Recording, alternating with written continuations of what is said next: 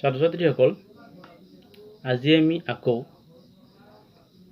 অষ্টমমান শ্ৰেণীৰ ছ'চিয়েল সায়েন্সৰ ইতিহাস খণ্ডৰ নৱম অধ্যায় আলোচনা কৰিম।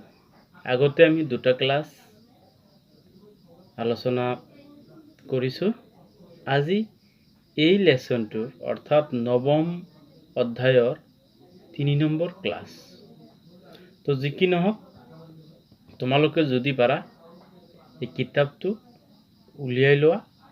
উলিয়াই ল'লে কি হ'ব, মই যিখিনি বস্তু আলোচনা কৰিম সেইখিনি বস্তু তোমালোকৰ বুজাৰ ক্ষেত্ৰত বহুত সহায় হ'ব।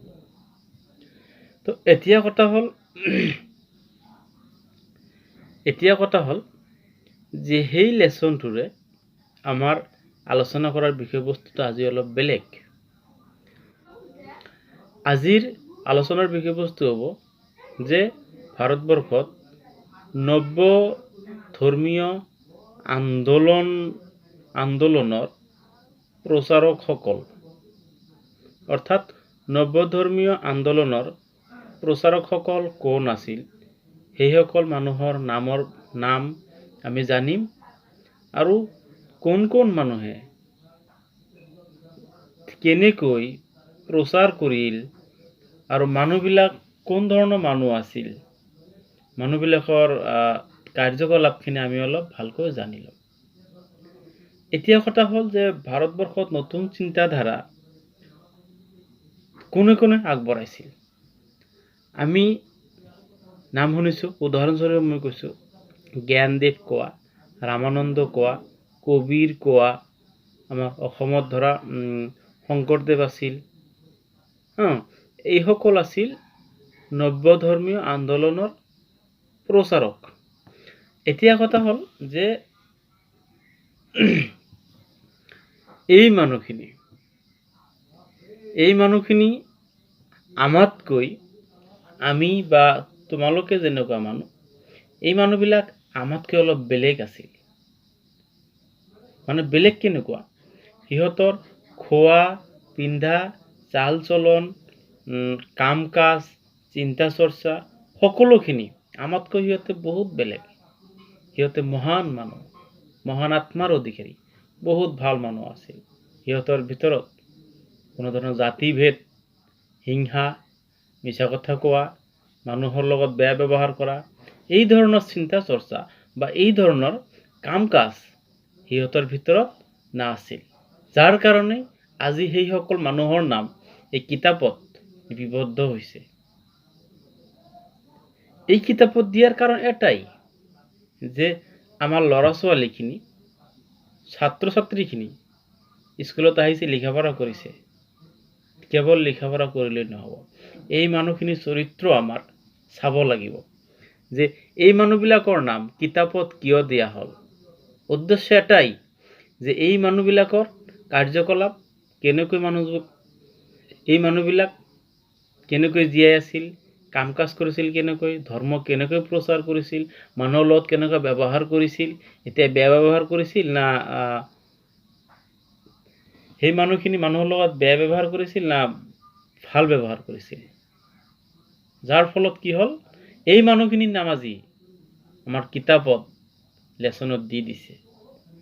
এইখিনি আমাৰ ভালকৈ পঢ়িব লাগিব, পৰীক্ষাত আহিলে প্ৰশ্নোত্তৰখিনি লিখিব লাগিব। তাৰ লগতে এই মানুহখিনিৰ চৰিত্ৰ, এই মানুহবিলাকৰ গুণবিলাক আমি ছাত্ৰ হিচাপে আমাৰ গ্ৰহণ কৰিব লাগিব। তো আমি এটা এটাকৈ জানি লওঁ। এই বস্তুখিনি এতিয়া তোমালোকৰ লগত যে আলোচনা কৰিম, কুৱেশ্যন আৰু লগতে এনচাৰ দি একেলগে আলোচনা কৰিম। এটা কুৱেশ্যন লিখিব পাৰা যে জ্ঞানদেৱ কোন আছিল। উত্তৰটো হ'ব যে উত্তৰ পশ্চিম ভাৰতত ভক্তিবাদৰ প্ৰচাৰক আছিল জ্ঞানদেৱ। অৰ্থাৎ মহাৰাষ্ট্ৰত ভক্তিবাদৰ প্ৰচাৰক আছিল জ্ঞানদেৱ। এই মানুহখিনিৰ চিন্তা আছিল যে ভগৱান সকলোতে বিদ্যমান, সকলো ঠাইত ভগৱান আছে, আমি যি কামেই নকৰোঁ কিয়, মিছা কথা ক'লেও ভগৱানে আমাক চাই আছে। আমি বেয়া কাম কৰিলেও ভগৱানে আমাক চাই আছে। আমি যদি ভাল কাম কৰোঁ তথাপিও ভগৱানে আমাক চাই আছে। সেইকাৰণে যিহেতু ভগৱান সকলো ঠাইত আছে, সেইকাৰণে আমি যিকোনো কামেই কৰোঁ, আমি যিকোনো কাম নকৰোঁ কিয় সদায় ভগৱানৰ কথা বা আল্লাহৰ কথা বা ঈশ্বৰৰ কথা সদায় মনত ৰাখিব লাগিব। আৰু যদি আমাৰ সদায় মনত থাকে যে মই যি কাম কৰি আছোঁ সকলোখিনি আল্লাহ কোৱা, ভগৱান কোৱা, ঈশ্বৰে কোৱা চাই আছে, তেনেহ'লে এই কথাষাৰ যদি মনত থাকে তেনেহ'লে আমি কেতিয়াও বেয়া কামত লিপ্ত নহওঁ। নেক্সট কুৱেশ্যন, ৰামানন্দ কোন আছিল? উত্তৰ ভাৰতত বিশেষকৈ হিন্দী ভাষী অঞ্চলত ভক্তিবাদৰ প্ৰচাৰক আছিল ৰামানন্দ। এই ৰামানন্দই কেৱল এজন ভক্তিবাদৰ প্ৰচাৰকেই নাছিল, এজন সমাজ সংস্কাৰক আছিল। অৰ্থাৎ আমাৰ সমাজটোত কেনেকৈ আগবাঢ়ি যাব লাগে, কেনেকৈ ভাল কৰিব লাগে, এই বিষয়ে বহুত চিন্তা চৰ্চা কৰিছিল। এজন আদৰ্শবাদী মানুহ আছিল। আৰু এই ৰামানন্দৰ এজন ডাঙৰ শিষ্য যাৰ নাম আছিল কবিৰ। এতিয়া আৰু এটা কুৱেশ্যন, নেক্সট কুৱেশ্যন, কবিৰ কোন আছিল? উত্তৰ, কবিৰ আছিল ৰামানন্দৰ এজন ডাঙৰ শিষ্য। কবিৰেও মানুহৰ মাজত মানৱতা বিলাই ফুৰিছিল। কবিৰৰ মাজত কোনো ধৰণৰ হিন্দু, মুছলিম, খ্ৰীষ্টান, কোনো ধৰণৰ ধৰ্মৰ কোনো ধৰণৰ মতভেদ নাছিল। সকলো মানুহক তেওঁ সমান জ্ঞান কৰিছিল। আৰু সকলো মানুহক সমান জ্ঞান কৰি সকলো মানুহক সমানে ভাল পাইছিল, যাৰ ফলত তেখেতে কি কৰিছিল, এই ভক্তিবাদ, ঈশ্বৰৰ প্ৰতি অগাধ প্ৰেম, এই বিষয়ে তেখেতে বহু ধৰণৰ কিতাপ কোৱা, কবিতা কোৱা, গল্প কোৱা এইবিলাক লিখিছিল। কবিৰে আৰু কৈছিল যে আমি সকলোৱে এক ঈশ্বৰক মানো। এই ঈশ্বৰ বিভিন্ন নামেৰে নামকৰণ কৰা হৈছে। ঈশ্বৰ, ভগৱান, আল্লাহ, হৰি, ৰাম, যি নকোৱা কিয় সকলো মিলি ব্যক্তি এজনেই। সকলোৱে মিলি নাম বেলেগ বেলেগ কিন্তু বস্তু এটাই। এই বিষয়ে তেখেতে মানুহক জ্ঞান দান কৰিছিল। নেক্সট কুৱেশ্যন, দোহা কি? উত্তৰ, কবিৰে ৰচনা কৰা ভক্তি মাৰ্গৰ কবিতাসমূহেই হ'ল দোহা। আৰু এবাৰ কৈছোঁ, কবিৰে ৰচনা কৰা ভক্তি মাৰ্গৰ কবিতাসমূহেই হ'ল দোহা। অৰ্থাৎ কবিৰে ভক্তি মাৰ্গৰ ওপৰত কবিৰে যিবিলাক কবিতা লিখিছিল সেইবিলাকেই হ'ল দোহা। এই এনচাৰটো তোমালোকে পৃষ্ঠা নম্বৰ ৭৩ অৰ্থাৎ 73 তোমালোকে চাই লোৱা, ভালকৈ ইয়াতে লিখা আছে। নেক্সট কুৱেশ্যন, ৰামচৰিত মানস কোনে ৰচনা কৰিছিল? উত্তৰ, তুলসীদাসে ৰামচৰিত মানস ৰচনা কৰিছিল।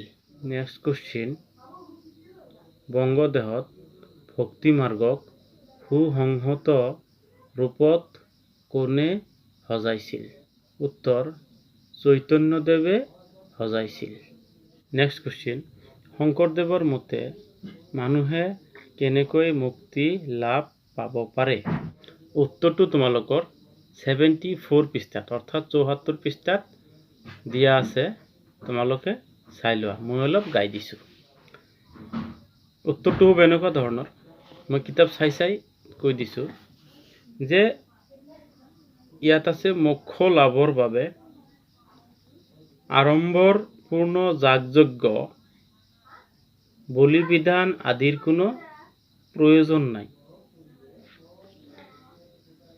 ঈশ্বৰৰ ওচৰত একান্ত বিশ্বাস তথা নাম ভক্তিৰ দ্বাৰাই মানুহে মুক্তি লাভ কৰিব পাৰে। এইখিনি হ'ল উত্তৰ। এতিয়া শংকৰদেৱে কথাষাৰৰ দ্বাৰা কি বুজাইছে যে মানুহে যে বিভিন্ন ধৰণৰ পূজা কৰে, বলি বিধান দিয়ে, এইবিলাকৰ কোনো দৰকাৰ নাই। কি দৰকাৰ আছে তেনেহ'লে?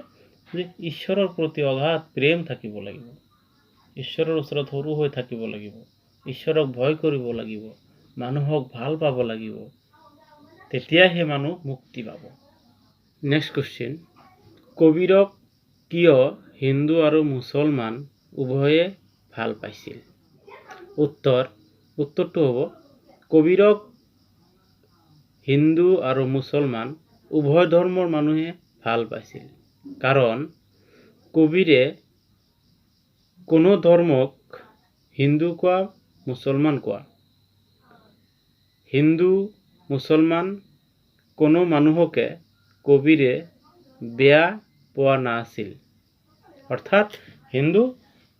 অৰ্থাৎ কবিৰে হিন্দু ধৰ্মৰ মানুহ আৰু ইছলাম ধৰ্মৰ মানুহ সকলো মানুহক ভাল পাইছিল, সকলো মানুহৰ লগত ভাল ব্যৱহাৰ কৰিছিল। কবিৰে ডাঙৰ দীঘল হৈছিল এটা মুছলমান পৰিয়ালত, অৰ্থাৎ এটা তাঁতী পৰিয়ালত কবিৰে ডাঙৰ দীঘল হৈছিল।